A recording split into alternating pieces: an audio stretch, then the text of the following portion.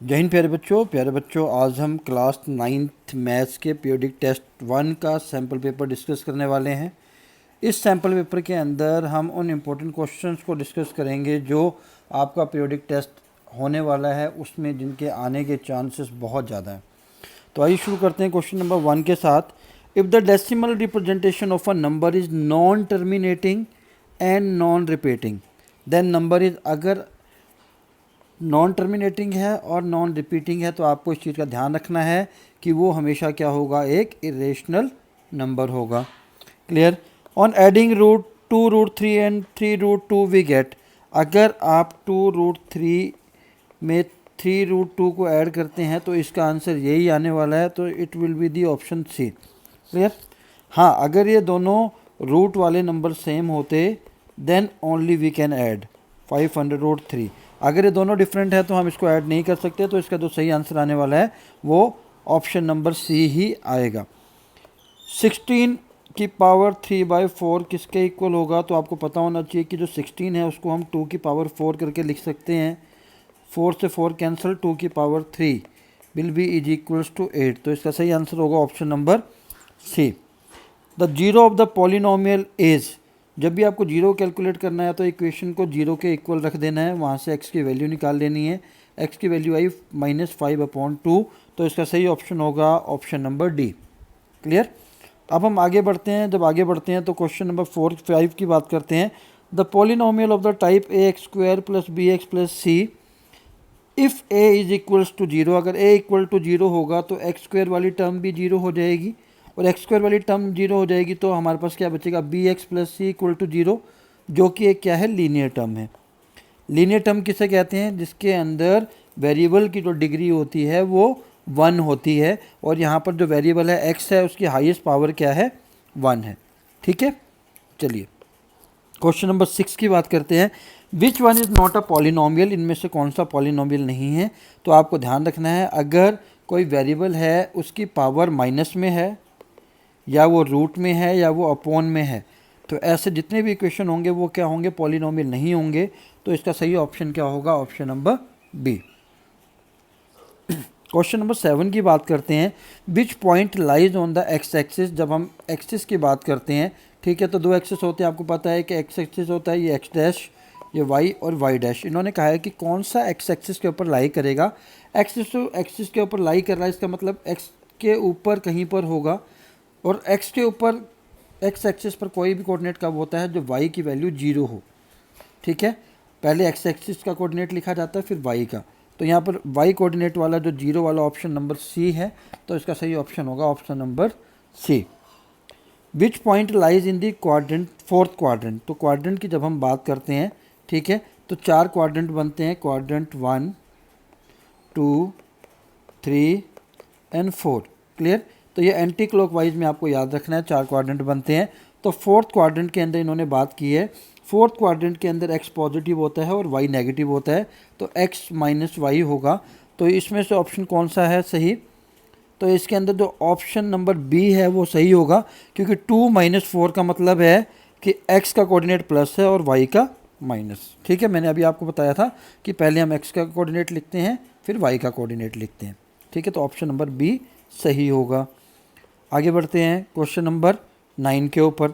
The graph of the which of the following equation passes through the origin, तो आपको हमेशा याद रखना है जो सिंपल इक्वेशन होगा, चाहे y = x, चाहे y = 2x, जिसके साथ प्लस में c या कोई और वेरिएबल ना हो, ऐसा ऑप्शन हमेशा ही ओरिजिन से पास करेगा। आप चेक भी कर सकते हैं। If you put x = 0 then y will also भी क्या होगा, 0 होगा। तो 0 0 क्या होते हैं, ओरिजिन के कोऑर्डिनेट होते हैं, तो option number C will be the correct answer. Question number 10 की बात करते हैं। अगर हम through which of the following point the graph y = -x passes, तो आपको कुछ नहीं करना है, चेक करना है x की वैल्यू अगर आप 1 पुट करते हैं, लेट x = 1, तो हम x की जगह अगर 1 पुट करते हैं तो y क्या हो जाएगा, -1 हो जाएगा। ठीक है, तो आपको ध्यान रखना है, ठीक, कि इसमें से सही ऑप्शन क्या होगा। अगर हम y को 1 पुट करते हैं, x क्या आ जाएगा, y को अगर हम 1 पुट करते हैं, ठीक है, y की जगह 1 पुट किया तो एक्स की वैल्यू क्या आ जाएगी -1। तो दो ऑप्शन आते हैं, या तो 1 -1 हो या -1 1 हो, पर हमने पहली वैल्यू कौन सी लिखनी है, एक्स की, तो -1 और 1 ऑप्शन सही होगा। ठीक है, चलिए क्वेश्चन नंबर 11 की बात करते हैं। 11 में क्या है, how many straight lines can be drawn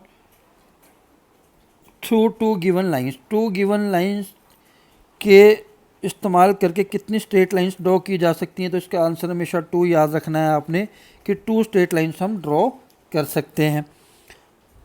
what is the minimum number of lines required to make a close figure. ठीक है, पॉलीगन की डेफिनेशन आपको आनी चाहिए। पॉलीगन क्या होती है, पहली क्लोज फिगर होती है, ठीक है, जो स्ट्रेट लाइन से बनती है,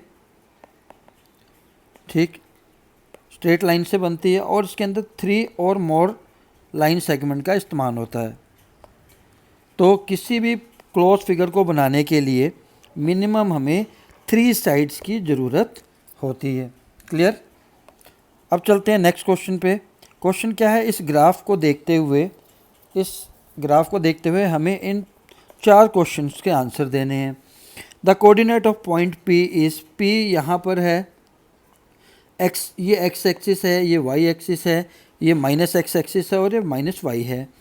तो p के जो कोऑर्डिनेट आएंगे वो 1 और -1 होंगे, क्योंकि पहले x का कोऑर्डिनेट लिखा जाता है और फिर y का, सॉरी ये प्लस में आएगा क्योंकि ऊपर y पॉजिटिव होता है। तो y के कोऑर्डिनेट क्या हो जाएंगे, 1 और 1। अगली बात की है इन्होंने कि जो कोऑर्डिनेट ऑफ पॉइंट r क्या है, r कहाँ पर है देख लेते हैं, r यहाँ पर है। r की सामने x की वैल्यू -2 है और y की वैल्यू -3 है। तो -2 और -3 इसमें ऑप्शन में गलती है, तो यहाँ पर माइनस लगा लेते हैं। तो इसका सही ऑप्शन आएगा -2 और -3। क्लियर। अगली बात की कि क्या कही गई है, the distance between the point P and S। P और S के बीच में कितना डिस्टेंस है, तो आप देखेंगे तो 1 से लेकर 2 तक सिर्फ 1 यूनिट होता है, तो सही आंसर होगा 1 यूनिट का। ठीक है, आप 0 से नहीं देखेंगे। दे आर आस्किंग कि P और S के बीच में कितना है, तो 1 यूनिट, क्योंकि 1 से 2 कितना होता है, 1। The coordinate of the point T is, T कहाँ पर है, T ये रहा, T के सामने x की वैल्यू 4 है और यहाँ पर y की वैल्यू क्या है, -2। तो 4 और -2, option C will be the correct answer. चलिए आगे। Anil went to buy some vegetables, he bought x kgs of tomato and y kgs of potato. The total cost of the vegetable comes out to be ₹200। Now if the cost of 1 kg of tomato is ₹50 and potato is 20, then answer the following question. Which of the following equation represent the total cost? सबसे पहली बात क्या कही है इन्होंने, tomato को क्या लिया है, x लिया है, ठीक है, x kg, और पोटैटो को लिया है इन्होंने, ये बहुत इंपॉर्टेंट क्वेश्चन है, y kg। Total of the cost कितनी है, ₹200 आना चाहिए टोटल प्लस करके, जिसके अंदर आगे इन्होंने क्या कहा है, cost of 1 kg of tomato ₹50 है, टोमेटो x kg है। तो x kg को 50 से मल्टीप्लाई करेंगे, तो इसको मैं ऐसे कर लेता हूँ, 50x कर लेता हूँ, 50x प्लस ₹20 पोटैटो की है, तो 20y will be equal to, इनको प्लस करके कितना आ जाएगा, ₹200 आना चाहिए। यहाँ से 10 कॉमन ले लेते हैं, 10 कॉमन ले लिया तो 5x plus 2y is equal to 20 will be the correct equation. कौन सी इक्वेशन बन रही है, 5x, ऑप्शन नंबर सी। क्लियर। क्योंकि 50x kg टोमेटो लिया है, तो 1 kg टोमेटो की ₹50 है, तो इन दोनों को प्लस करके और इन दोनों को प्लस करके टोटल कितना आना चाहिए, 200। तो 10 से डिवाइड कर दिया थ्रू आउट, तो ऑप्शन आ गया 5x plus 2y equals to 20। If Anil bought x kgs of tomatoes and 2.5 kgs of potato, then find out the value of x। ठीक है, टोमेटो की वैल्यू इक्वेशन इसी का इस्तेमाल कर लेते हैं हम, 5x प्लस, क्योंकि x हमें पता नहीं है, अननोन है, y हमें पता है कि 2.25 है, ठीक है, is equals to 20, 5x plus इसको मल्टीप्लाई किया तो 5 आ जाएगा। ठीक है, अब 5 को दूसरी साइड ले जाकर माइनस करेंगे तो 5x will be equal to 20 minus 5, 5x will be equal to 15, और x की वैल्यू क्या आ जाएगी, 5 से डिवाइड करने पर 3। तो option C will be the correct answer. If Anil bought 2 kgs of tomatoes and y kgs of potato. अब अनिल ने क्या किया है कि 2 kgs ऑफ टोमेटो खरीदे हैं, तो 5x की जगह 2 कर दिया, ठीक है, y की हमें पता नहीं है वैल्यू, वही हमें कैलकुलेट करनी है। 10 इधर जाकर माइनस कर देंगे, 20 में से 10 माइनस हुआ तो 10 आएगा, ठीक है। और y से जब 2 से डिवाइड करेंगे तो y की वैल्यू क्या आ जाएगी 5। क्लियर, तो option A will be the correct answer. Clear. आगे उन्होंने पूछा है कि the graph cut x axis at the point. आपको कुछ नहीं करना है, आपको सिर्फ वैल्यू पुट करके देख लेनी है। जिनकी वैल्यू पुट करने पर 20 के इक्वल आ जाएगा वही आंसर करेक्ट होगा। अगर आप x को 10 पुट करते हैं और y को 0 पुट करते हैं तो ये 50 आ रहा है, जो कि सही नहीं है, ठीक है। दूसरी इक्वेशन क्या है 4 और 0, ठीक है, क्योंकि हम x को 4 कोऑर्डिनेट लेके चल रहे, 5 4 जा 20, ठीक है, 0, 2 इंटू 0 0, तो 20 इज इक्वल्स टू 20, यानी कि हमारा जो ऑप्शन बी है वो सही है, ठीक है। आपको कुछ नहीं करना है, x की जगह x का कोऑर्डिनेट की वैल्यू पुट कर देनी है, y की जगह y कोऑर्डिनेट की वैल्यू पुट कर देनी है। अगर वो इक्वेशन के ऑपोजिट में दी हुई वैल्यू के इक्वल आ जाता है तो वही आपका आंसर सही होगा, ठीक है। अब हम चलते हैं find 6 rational number between 3 and 4। Clear. इसके दो तरीके होते हैं। पहला तो आप दोनों नंबर को प्लस कर दीजिए और डिवाइड कर दीजिए 2 से, 7/2। फिर 3 और 4 के बीच में क्या आ जाएगा 7/2 आ जाएगा, ठीक। फिर आप 3 प्लस 7/2 को डिवाइड प्लस करके 2 से डिवाइड कर दीजिए। तो आप ऐसे करके निकालते जा सकते हैं। दूसरा आसान तरीका क्या है रेशनल नंबर निकालने का, आपको क्या करना है कि 3 और 4 के जो डिनोमिनेटर हैं वो सेम कर देने हैं। डिनोमिनेटर सेम करने के लिए सपोज करिए मैं यहाँ पर करता हूँ 15, ठीक है। तो यहाँ पर भी अगर 15 यहाँ कर रहा हूँ, ठीक है, डिनोमिनेटर अगर 15 से मल्टीप्लाई कर रहा हूँ तो 15 से डिवाइड भी होगा। सेम यहाँ पर 15 से मल्टीप्लाई करूँगा तो डिवाइड भी होगा। तो ये 45/15 और 60/15। डिनोमिनेटर सेम कर देना, जिस नंबर से आपने ऊपर नीचे मल्टीप्लाई किया उसी से ऊपर भी करना है। तो 45 और 60 के बीच में आपको 6 रेशनल नंबर लिखने आसान हो जाएंगे। 46/15, 47/15, 48/15। सिमिलरली आप लिख सकते हैं 6। क्वेश्चन नंबर 16 की अगर हम बात करें, simplify each of the following expression. तो इसमें से एक हम कर लेते हैं, एक आप कर लीजिएगा अपने आप, ठीक है। इस एक्सप्रेशन को सॉल्व करना है हमने।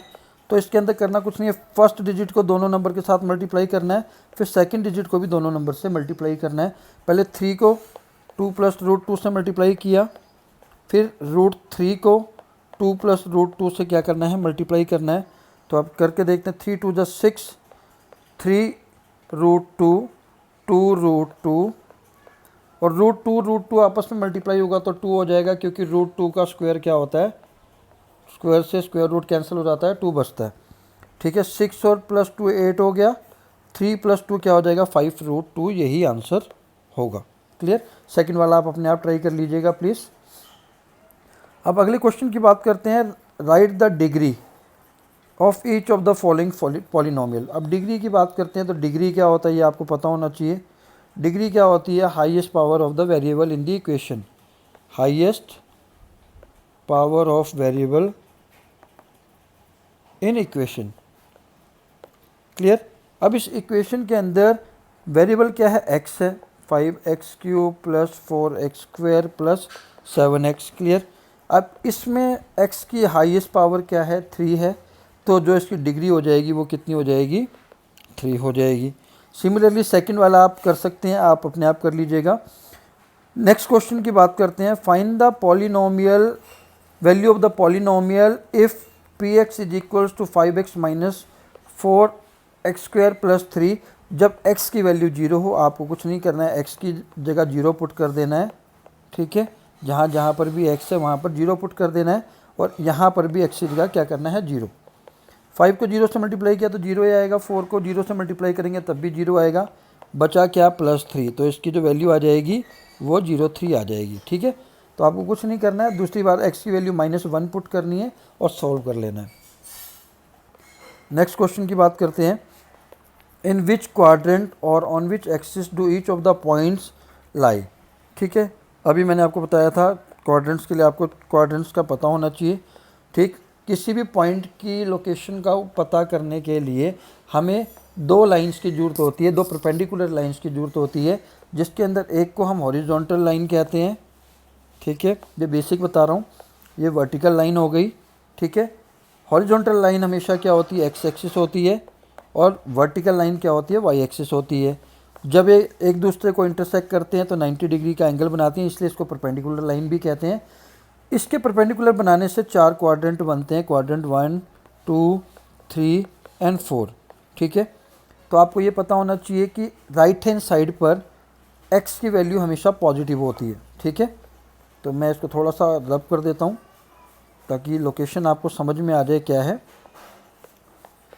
राइट हैंड साइड पे एक्स हमेशा पॉजिटिव होता है, लेफ्ट हैंड साइड पे एक्स हमेशा क्या होता है, नेगेटिव होता है। टॉप पर वाई पॉजिटिव होता है और बॉटम में वाई नेगेटिव होता है, ठीक है। तो फर्स्ट क्वाड्रेंट के अंदर दोनों ही पॉजिटिव होते हैं, सेकंड क्वाड्रेंट के अंदर वाई पॉजिटिव होता है और एक्स नेगेटिव होता है, थर्ड क्वाड्रेंट के अंदर दोनों ही नेगेटिव होते हैं, और फोर्थ क्वाड्रेंट के अंदर एक्स पॉजिटिव होता है और वाई नेगेटिव होता है।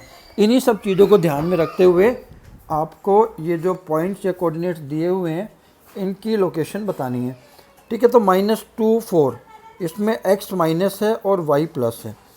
एक्स माइनस और वाई प्लस क्वाड्रेंट 2 में होता है, ठीक है। तो इसी को देखते हुए आप सभी कोऑर्डिनेट्स की पोजीशन को बता सकते हैं कि कौन सा कोऑर्डिनेट किस क्वाड्रेंट में लाई करेगा। क्लियर? चलिए आगे चलते हैं। Next, write the answer to each of the following question. What is the name of the horizontal and vertical line drawn to determine the position of any point in the Cartesian plane. अभी पहले मैं अभी बता के हटाऊं कि horizontal को हमेशा एक्स एक्सिस कहते हैं, ठीक है, ठीक है, कोऑर्डिनेट एक्सिस, ठीक है, और वर्टिकल को वाई एक्सिस कहते हैं, ठीक है। इन दोनों को ही कोऑर्डिनेट एक्सिस कहा जाता है, ठीक है, कोऑर्डिनेट एक्सिस कहा जाता है, ठीक है। और जो इनके कोऑर्डिनेट होते हैं, एक्स को अबसीसा कहा जाता है और वाई को क्या कहा जाता है, ऑर्डिनेट। ये भी आपको पता होना चाहिए, ठीक है। तो हॉरिजॉन्टल को एक्स एक्सिस कहते हैं, वर्टिकल को वाई एक्सिस कहते हैं। What is the name of each part of the plane form by these 2 line. मैं भी बताया था अगर ये 2 लाइनें प्लेन बना रहे हैं तो उसको क्या कहते हैं, क्वाड्रेंट कहते हैं। 4 बनते हैं, 1, 2, 3, 4, एंटी क्लॉकवाइज में आपको याद रखना है। चलिए अगले क्वेश्चन की तरफ चलते हैं। नेक्स्ट क्वेश्चन है हमारा, the cost of a notebook is twice the cost of a pen. Write a linear equation in 2 variables to represent the statement. Take the cost of the notebook to be X. Notebook की जो cost है उसे x rupees ले लिया और pen की क्या कहा है, वाई कहा है, ठीक है, ठीक। इसके एक्स ले लिया, उसको वाई ले लिया। क्वेश्चन के अकॉर्डिंग क्या है, अकॉर्डिंग टू द क्वेश्चन क्या करना है आपको, the cost of a notebook is twice the cost of a pen. कहने का मतलब है कि जो नोटबुक की कॉस्ट है वो पेन से 2 टाइम्स है। तो जो नोटबुक की कॉस्ट है वो पेन से क्या है, 2 टाइम है, ठीक है। अब x is equals to 2y आ गया, y को दूसरी साइड ले आइए इक्वेशन के, तो x minus 2y will be equal to 0, यही आंसर हो जाएगा।